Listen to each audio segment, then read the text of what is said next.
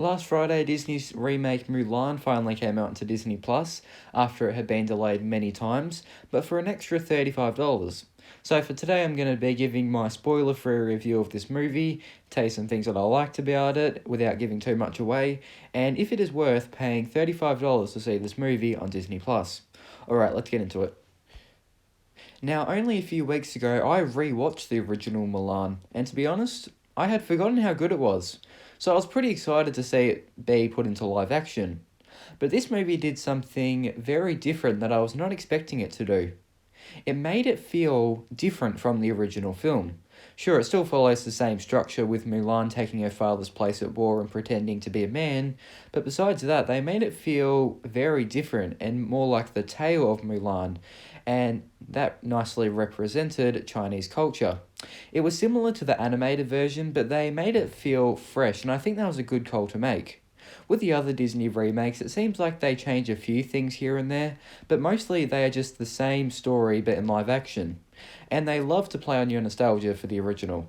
So I'm glad that they took a risk with this remake and made it feel separate from the animated movie. A way that they did this was focus the movie more on the war aspect of the film, meaning that it had a much more darker theme to it, and didn't necessarily feel like a Disney princess movie. And because they wanted to focus the movie more on the actual tale and the brutal war, they cut out all of the songs from the original Disney film. And I can kind of see why they did this because it would feel really out of place if they were acting all serious and depressed in one scene and then just break into dancing and singing A Girl We're Fighting For. And where the songs are supposed to be, they play the music from that song in that scene. So overall, cutting the songs was probably for the best, even though I did really like the songs from the first one. And I don't actually mind the more darker and serious themes for this film, because without Mushu, who delivers most of the jokes from the original, it does feel more like a war movie. With the carefully choreographed battle scenes, it does really feel like you're there in the action. And without giving too much away, the avalanche scene in this film is done super well. But I think that it would have been good if they added a bit more of the comedic aspect from the Disney original, because apart from a few jokes here and there, this film is very serious. I think they could have put in a few more jokes in, obviously not when they're in battle, but just put them in where they are needed to keep the same charm from the original film. So overall, that might have worked better.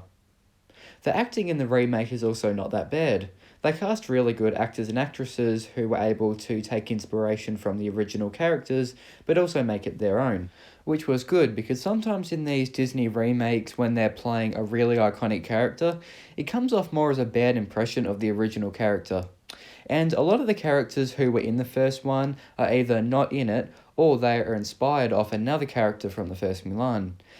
Even some main characters from the first one are turned into new characters to keep the film more original. Luckily, no one fell into this trap of doing a bad impression, and each character was played really well.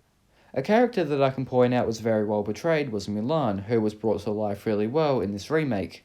In the original, she's very strong and independent, and in the remake, they take it to the next level by showing that she has a lot of experience with sword fighting and martial arts, all good things that are displayed in a good leader. But it would have been good if she could develop some of these abilities throughout the film instead of her already being equipped with them.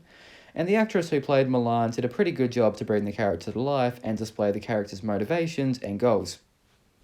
Personally, I think they did a great job behind the scenes when making this film. The visuals are absolutely stunning, and if that's like the landscapes and how they were depicted, each setting and location looks really good how they bring it to life. And it feels very different from the other Disney remakes that they have released recently because they use a lot of CGI animals included and green screen.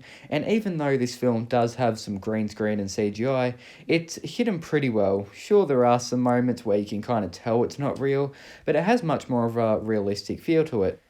Even though there is literally a shape-shifting witch in countless times where they run up flight walls and defy gravity, but whatever.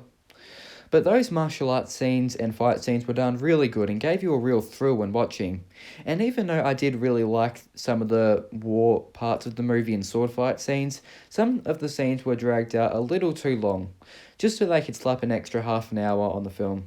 But besides that, this film does a great job of taking the Disney Mulan original and the Chinese tale of Mulan and putting them both together to make this pretty well thought out remake that perfectly reflects Chinese culture and gives the audience something fresh that isn't too similar to the first movie and instead takes it in bold new directions.